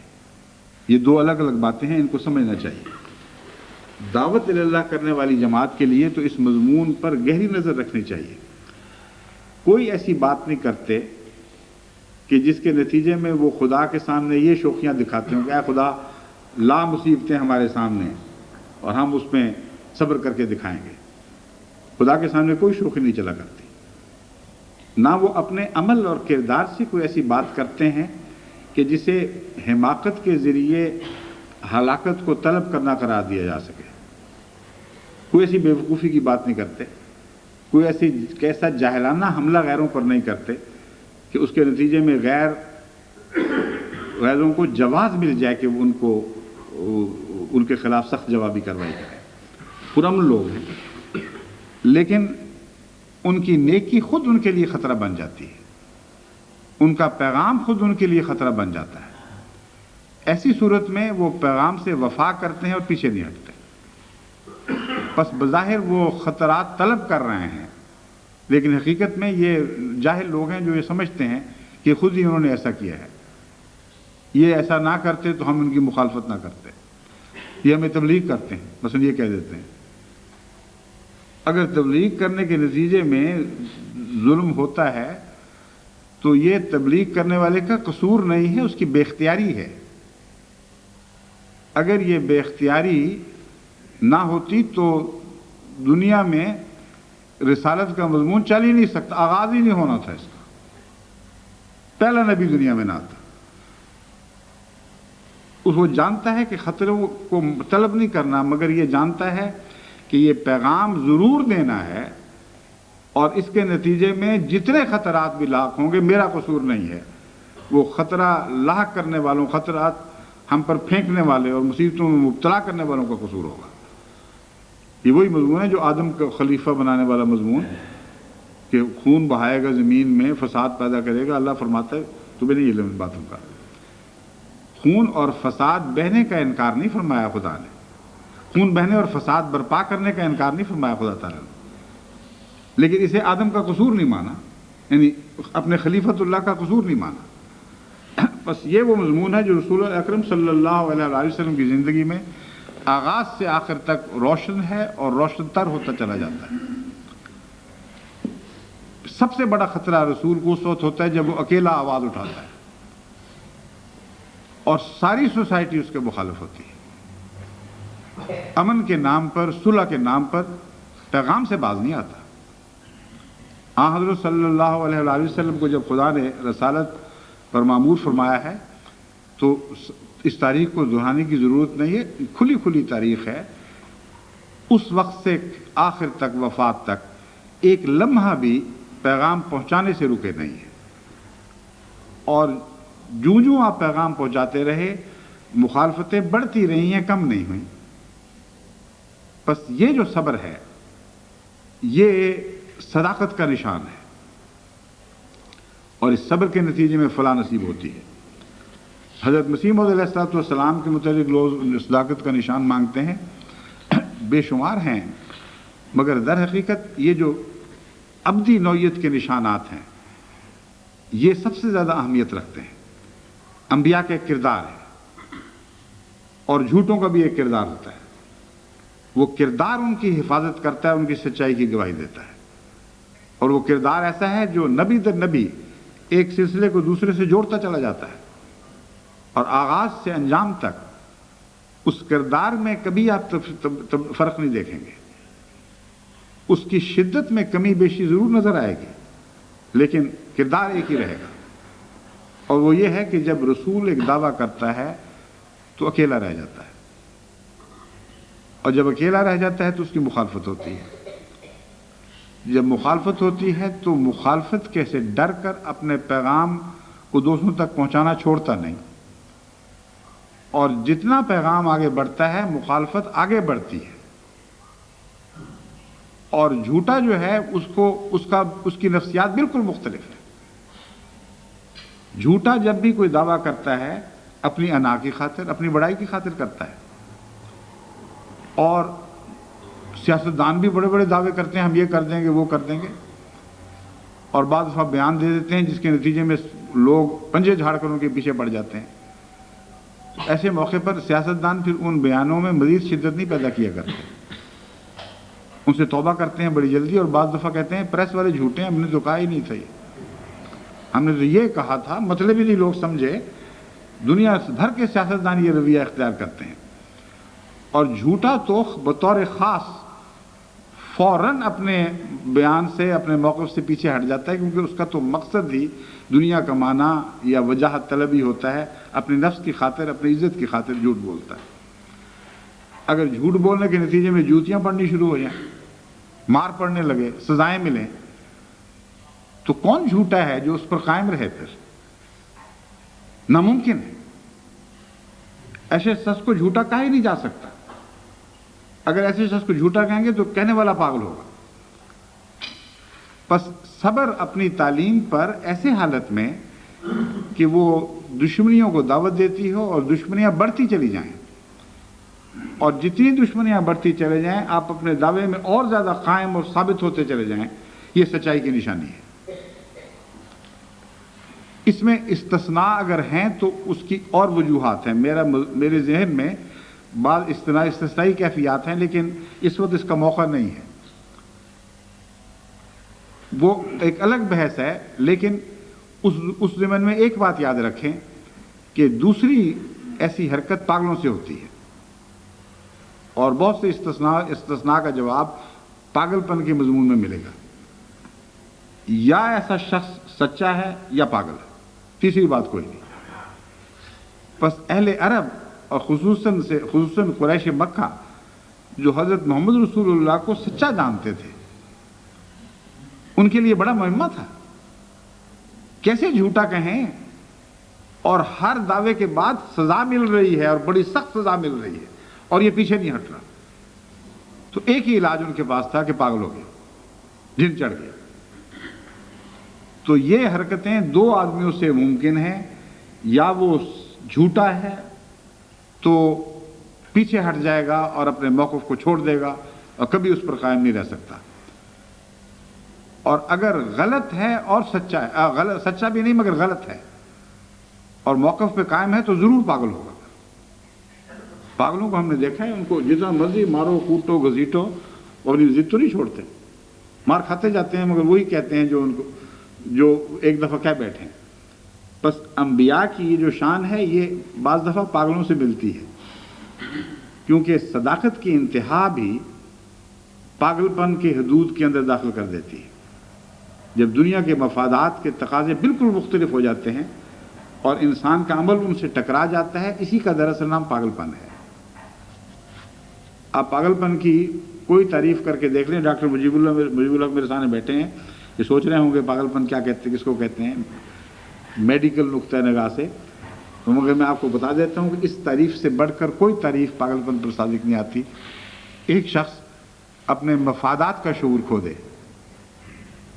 اور ایسی حرکتیں کرے جو اس کے اپنے مفاد کے خلاف، یہ اگر آغاز میں ہو حرکت تو اس کا نام بے وقوفی ہے، لا علمی ہے، غلط اندازے ہیں، اور جب یہ بڑھ جائے مرض تو اس کا نام پاگل پن ہو جاتا ہے۔ پاگلپن کو پاگلوں پتہ نہیں لگتا ہے میں جو بات کر رہا ہوں میں پاپولر ہو رہا ہوں یا الٹا مجھے لوگ بیوقوف سمجھ رہے ہیں، اور کوئی بھی بات ایسی نہیں کرتا جس کے نتیجے میں اس کو واقعتاً جس کے ساتھ اس کا مفاد وابستہ ہو۔ پس جب اپنی انا سے جو انسان کے اندر بنیادی کردار کی حفاظت کے لیے قائم کی گئی ہے، انسان کا تعلق ٹوٹ جاتا ہے تو اس افتراق کا نام پاگل پن ہے۔ انبیاء علیہ السلام کا تعلق خدا سے اتنا بڑھ جاتا ہے کہ اپنی انا سے تعلق ٹوٹ جاتا ہے، ہر چیز خدا کی خاطر کرتے ہیں، اور انسانی انا کے زاویے سے ان کا مسلک سمجھ نہیں آتا۔ اس لیے سچا ہونے کے باوجود بھی یقین نہیں لوگ کرتے کہ ایسا حیثیت ہی کوئی نہیں، اپنی حیثیت تو دیکھے اور ٹکرے لے رہا ہے سب سے۔ اگر ایسا آدمی پاگل ہو، دو ہی باتیں ہو سکتی ہیں نا، سچا اور پاگل۔ اگر سچا اور پاگل ہو تو وہ پھر ہلاک ضرور ہو جاتا ہے، کامیاب نہیں ہوتا۔ یہ فرق ہے جو نبی کو غیر نبی کے مقابلے پر نمایاں کر کے دکھا دیتا ہے۔ پہلی شرط یہ کہ وہ سچائی پر ثابت قدم، اس کے نتیجے میں ماریں کھاتا ہے اور صبر دکھاتا ہے اور موقف سے ہٹنے پڑتا چلا جاتا ہے۔ اب اسی مضمون کو آج کل کے زمانے میں حضرت مسیح موعود علیہ السلام پر چسپاں کر کے دیکھیں، آپ حیران ہوں گے کہ ایک دعویٰ کیا وہ بڑا ان پاپولر نکلا، مسیح زندہ نہیں فوت ہو گئے، سارے مسلمان ہاتھ دھو کے پیچھے پڑ گئے۔ عیسائی حکومت تھی جن کے ہاں خدا کا بیٹا تھا وہ دشمن ہو گئی۔ دعوے سے پیچھے ہٹنے کی بجائے ایک اور ان پاپولر دعویٰ کر دیا، فرمایا کہ میں مہدی بھی ہوں، مسیح بھی ہوں، میں وہی مسیح ہوں جس کو میں مار بیٹھا ہوں، لیکن روحانی اور اخلاقی لحاظ سے میں وہ ہوں۔ تو وہ جو ایک علمی سی بحث تھی جس میں ذاتیات شامل نہیں تھی، اس کو ذاتیات کے ساتھ ملا کر اپنے آپ کو خطرے کے مقام پر لا کھڑا کیا، اور ہر شخص کہہ سکتا تھا دیکھو مارا ہے اپنی ذات کی خاطر، اپنے آپ کو زندہ کرنے کے لیے اس بیچارے کو مار بیٹھے، لیکن پیچھے نہیں ہٹے، آگے بڑھتے چلے گئے۔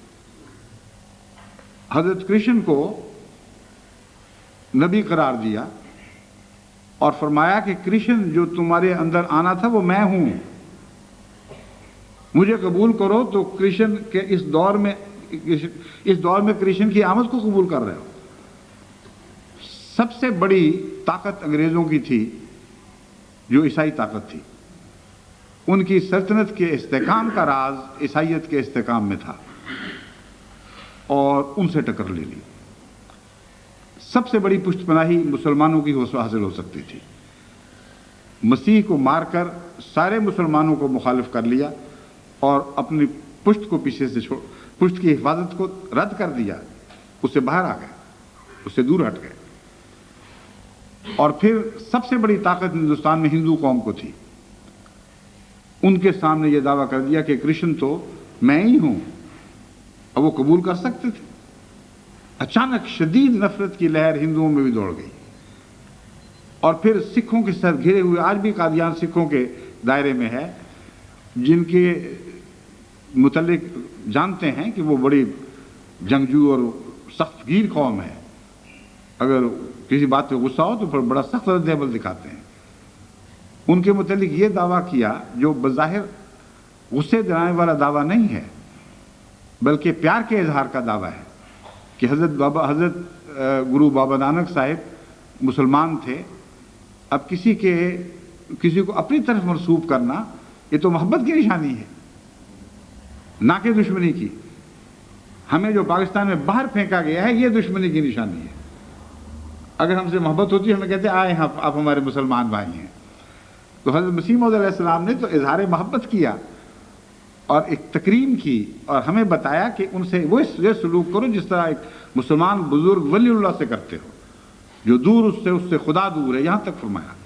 لیکن عملاً کیا ہوا اور آپ نے دیکھا، اور آج تک ہم دیکھ رہے ہیں کہ جو لوگ اس مضمون کو سمجھ نہیں سکے انہوں نے اشتعال دکھایا، بھڑکے، کئی دفعہ احمدیوں کو اس بنا پر تکلیفیں پہنچائی گئیں، لیکن مسیح موعود ایک ذرہ بھی اس دعوے سے پیچھے نہیں ہٹے۔ جتنی قوموں سے واسطہ تھا، جن کے درمیان گھرے ہوئے تھے، ہر مخالفت کے بعد سچائی کی تائید میں آگے بڑھتے چلے گئے اور کوئی موقف واپس نہیں لیا، کوئی دعویٰ اپنا واپس نہیں کھینچا۔ یہ ہے وہ مضمون جس کی انتہا، جس کا معراج حضرت محمد رسول اللہ صلی اللہ علیہ وآلہ وسلم کی ذات میں ہم نے جلوہ گر دیکھا ہے۔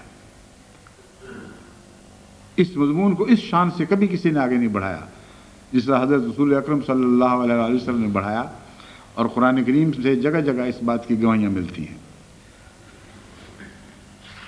احادیث سے پتہ چلتا ہے کہ جب توحید کے پیغام پر آپ کی مخالفت تیز سے تیز تر ہوتی چلی گئی، یہاں تک کہ حضرت ابو طالب نے آپ کو بلایا جو آپ کے چچا تھے، اور یہ کہا کہ محمد اب حد ہو گئی، میری قوم میری عزت اور وقار کی خاطر اور اس لیے کہ قریش اکٹھے رہیں، عرب روایات کے کا پاس رکھتے ہوئے تم سے زیادہ سختی نہیں ابھی کر رہی، لیکن اب میرے پاس قوم کے بڑے آئے تھے اور انہوں نے مجھے کہا ہے کہ اب اس سے زیادہ ہم برداشت نہیں کر سکتے، اس لیے اگر تم توحید کا پیغام پہنچانے سے باز نہ آئے تو مجبوراً مجھے اپنی پناہ سے اٹھا لینی پڑے گی۔ یہ مضمون تھا۔ اس کے مختلف جوابات روایات میں ملتے ہیں، لیکن جو بہت ہی خوبصورت جواب ایک حضور اکرم صلی اللہ علیہ وسلم نے دیا جن کا ذکر روایت میں ملتا ہے، وہ یہ ہے کہ اے میرے چچا، توحید کے پیغام پہنچانے سے میں باز نہیں آ سکتا،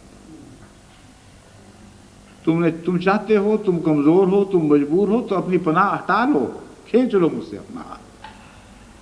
جہاں تک ان لوگوں کی لالچوں کا تعلق ہے اور دھمکیوں کا تعلق ہے، ان کو اس کا بھی ذکر ملتا تھا۔ یہ کہتے ہیں کہ تم بعد آ جاؤ گے تو یہ ہوگا، وہ ہوگا، وہ ہوگا۔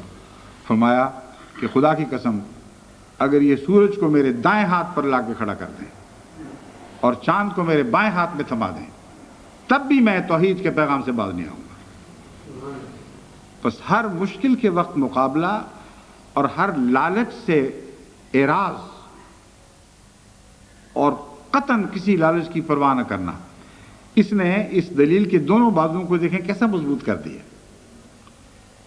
ایک طرف خطرات بڑھ رہے ہیں اور ایک ہی پناہ جو بظاہر دکھائی دیتی ہے وہ پیچھے ہٹائی جا رہی ہے، کھینچی جا رہی ہے، اور دوسری طرف لالچوں کی انتہا دی جا رہی ہے۔ وہ تو سمجھتے ہیں نا جھوٹا ہے، اور وہ یہ عقل رکھتے تھے، آج کل کے لوگوں کی طرح بیوقوف نہیں تھے۔ اتنا پتہ تھا کہ اگر جھوٹا ہے تو ضرور لالچ ہوگی، اور لالچ دیں گے یا خوف دلائیں گے تو یہ جھوٹ سے باز آ جائے گا۔ اور جب انہوں نے یہ لالچ بھی دی اور خوف بھی دلایا تو رسول کریم صلی اللہ علیہ وسلم نے یہ جواب دیا کہ سورج کو میرے دائیں ہاتھ بھی لا کر کھڑا کر دیں، چاند کو میرے بائیں ہاتھ پہ رکھ دیں، تب بھی میں باز نہیں آؤں گا، اور تم اپنی پناہ لے لو، ہٹا لو۔ بس ایسے شخص کے متعلق بالآخر پھر یہ اعلان ہوتا ہے کہ پاگل ہے، کیونکہ سچا آدمی یا تو سچا آدمی یہ ایسا کردار دکھا سکتا ہے یا پاگل دکھا سکتا ہے۔ اب یہ فیصلہ کیسے ہو کہ پاگل تھا کہ سچا تھا؟ یہ بھی تو فیصلہ ہونا چاہیے، ورنہ بات ایک دوسرے پہ الٹتی پلٹتی رہے گی، کوئی کہے پاگل تھا، کوئی کہے سچا تھا۔ وہی بات ہے، کہتے ہیں لطیفہ کہ ایک شخص نے کوئی جا رہا تھا تو ایک کبوتر کو دانے کھاتے دیکھا۔ دو شخص جا رہے تھے، ایک نے کہا یہ کبوتر ہے، دوسرے نے کہا کبوتری ہے۔ ایک نے کہا دانے کھا رہا ہے، دوسرے نے کہا کھا رہی ہے۔ بڑی بحث چلی اور پہچان کوئی نہیں تھی۔ ایک شخص گزر رہا تھا پاس سے، اس نے کہا کہ اس سے پوچھا کہ تم بتاؤ، معاف کرنا دانے والی بات ابھی نہیں آتی، وہ بعد میں آئے گی۔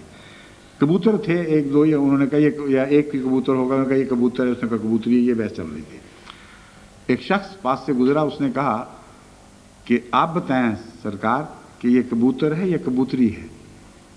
تو اس نے دیکھ کر غور کے بعد جواب دیا، بڑا آسان حل ہے، دانے ڈال دو، اگر کھا گیا تو کبوتر، اگر کھا گئی تو کبوتری ہے۔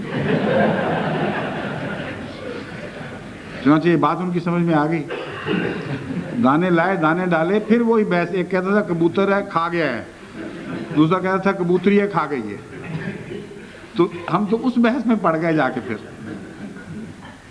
اگر یا سچا ایسی باتیں کرتا ہے یا پاگل ایسی باتیں کرتا ہے تو نتیجہ کیسے برآمد ہوگا؟ اس کے متعلق قرآن کریم یہ روشنی ڈالتا ہے، کتب اللہ لاغلبن انا ورسلی، اعلان کر دے کہ میں نے اپنے پر یہ فرض کر رکھا ہے، لکھ لیا ہے اپنے اوپر کہ میں اور میرے رسول ضرور غالب آئیں گے۔ بس کمزور ہو کر، دعووں سے چمٹ کر، پاگلوں والی حرکتیں کرتے ہوئے جو شخص غالب سے غالب تر ہوتا چلا جائے، ابھرتا چلا جائے، جس کی شان دنیا میں پھیلتی چلی جائے، جس کے مقابل ہمیشہ اس کی مخالفت کا زور لگانے کے باوجود ناکام ہوں اور ناکامیوں کا اعتراف کرتے رہیں، یہ ہے وہ جو خدا کا بھیجا ہوا ہوتا ہے، جس کو پھر آخر پاگل کہا نہیں جا سکتا سوائے اس کے کہ کوئی پاگل ہو، وہی پاگل کہے گا۔ اس کی دوسری نشانی قرآن کریم نے یہ پیش فرمائی ہے کہ افلا یرون انا ناتی الارض ننقصها من اطرافها، افا ہے یا اوا ہے؟ افا یعنی افا نہیں، وہ مجھے پتا ہے، میں کہتا ہوں افا لفظ تھا یا اوا تھا؟ افلا، مجھے افا یاد ہے، بہرحال اگر غلطی تو اللہ معاف فرمائے۔ افلا یرون انا ناتی الارض ننقصها من اطرافها افهم الغالبون، کہ دیکھتے نہیں ہیں جو ٹکر لینے والے ہیں، محمد رسول اللہ کی زمینیں تنگ کرنے کی کوشش کر رہے ہیں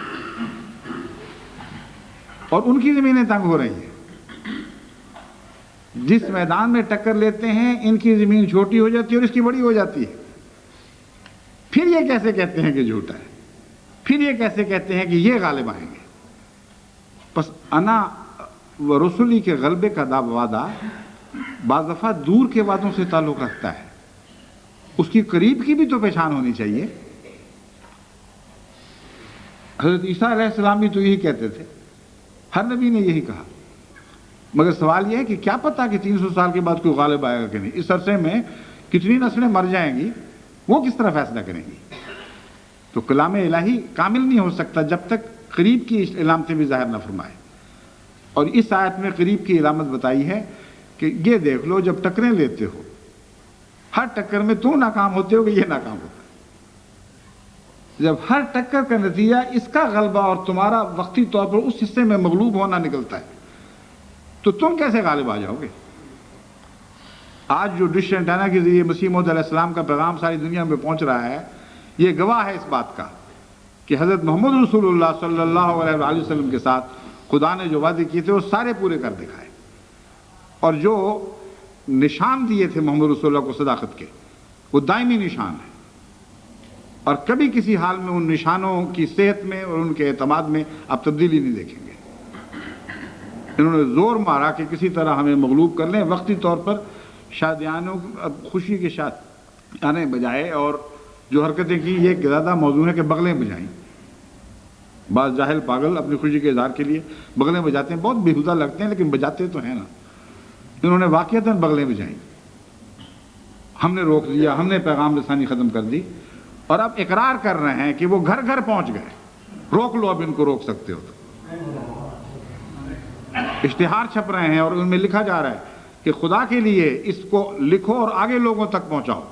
محمد رسول اللہ کا واسطہ دے کے کہتے ہیں کہ لوگوں کو بتا دو کہ بڑے سخت خطرات درپیش ہیں، وہ جس کو تم نے نکالا تھا، جس کی آواز رسانی بند کی راہ میں حائل ہو گئے تھے، جس سے تعلق کاٹ دیا تھا، ان سے تعلق تو درکنار، وہ ہمارے ایک ایک گھر میں اترنا شروع ہو گیا ہے۔ یہ میرا یا آپ کا کمال نہیں، محمد رسول اللہ کی صداقت کا ایک نشان ہے۔ قرآن کریم نے رسول اللہ صلی اللہ علیہ وسلم سے جو وعدے کیے تھے کہ تم صبر کے ساتھ اپنی تعلیموں پر قائم رہنا، میں تمہارے ساتھ ہوں، دنیا کبھی تمہارا کچھ بگاڑ نہیں سکے گی، میرے غلبے کا نشان پہلے سے بڑھ کر شان کے ساتھ روشن ہو کر تمہیں ملتا رہے گا۔ بس اللہ کرے کہ جماعت اسی طرح صبر سے اپنی نیکیوں پر قائم رہے، اور جیسا پھل اس نے اب کھایا ہے، خدا فرماتا ہے اب اگر یہ پھل کھانے کے بعد پھر تم صبر کرو اور تقوی اختیار کرو، یعنی صبر کے نئے مضامین، نئے ایوانوں میں داخل ہو جاؤ، تو خدا وعدہ کرتا ہے اس سے بھی بڑی شاندار کامیابی تمہیں عطا ہوں۔ اللہ ہمیں اس کی توفیق عطا فرمائے۔ السلام علیکم ورحمۃ اللہ۔